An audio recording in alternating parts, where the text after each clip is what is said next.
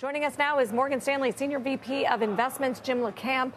What are you telling your clients at Morgan Stanley about this price action? I think we're going to have to be really patient here. I mean, the market is set, the stage is set for a short-term rally. We're bouncing right off support on the S&P 500, right around 4,200. We've done that all week. Seasonally, we're entering the strongest time period of the month, of the year, really mid-October through late January, and especially in years where the market's already up.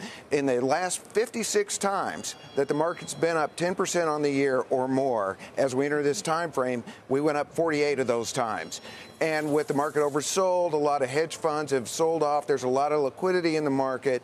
We're setting the stage for a bounce. And then if you look at the charts on some of these big cap tech leaders, they've been basing. They haven't been going down, even though the market's down 5 of the last 6 weeks. So, yeah, I think we have a fourth quarter rally, but we've got a lot of problems out there, and they're not being solved. First of all, the jobs numbers today, don't believe them at all. BLS has been wrong all year. They've revised every single number down. What good are their metrics? What do you mean they revised the last 2 months higher by 119,000? They did that today after 13 months in a row of revisions. And leading economic indicators are down 17 months in a row. Consumers really stretched here, too, especially with gas prices so high. So you're short-term positive, but worried about next year? Yeah, I am. And I think especially look at what's happening to the 10-year Treasury today. The yields keep going up, which means the curve keeps getting even more inverted. And banks have a ton of holdings of Treasuries. And guess what? We have to sell a bunch of Treasuries next year, trillions of dollars worth.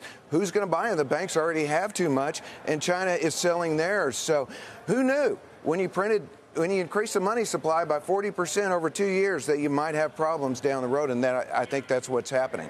Some still wonder what would happen if the Fed were to change their rhetoric around QT. Right? I mean, we'd be right back in it. They're in a really bad spot. And Paul Volcker did this. A lot of people forget during the presidential election of Carter and Reagan, Paul Volcker paused. And what happened was inflation ramped up even more. So I think the Fed's in a really difficult spot here, and especially with energy prices. Now, energy prices high keeps those inflation numbers higher, but it actually ramps down consumer spending because it pulls money out of their pocket. So I think we're going to continue to see those inflation numbers work down a little bit, but be stickier than most people are hoping for. So if you're going to play a Q4 chase, it's around mega cap tech or something less obvious? And I think you can keep kind of a barbell approach. I think you can keep a lot of money in cash because you're getting paid on cash right now, 5% or more.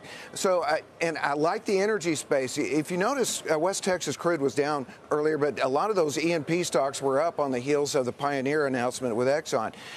Those companies, their earnings are going to be great in here, even with prices down here over the last few days. I think you can have energy on the one side, which is also a value play, and large cap tech. And I want to point out one other thing on large cap tech. The PEG ratios, the PE to growth ratios versus their competitors, these stocks are cheaper than they've been in 7 years by that metric. Now, it doesn't mean they're cheap. It just means they're cheap relative to their peers. What is sentiment like among your big client base at Morgan Stanley right now? Everybody is worried about everything. You have a lot of skeptics out there, and you have very few people that are saying, hey, things are great. Nobody thinks things are great. Bankruptcies are up. Delinquencies are up. So they're all worried. Now, that said, we can get paid more on fixed income now. Private equity, private credit, some of these areas are still doing fairly well. The stock market is trying to hold on support. It's not the end of the world for investors, but economically, there's a lot of worry points.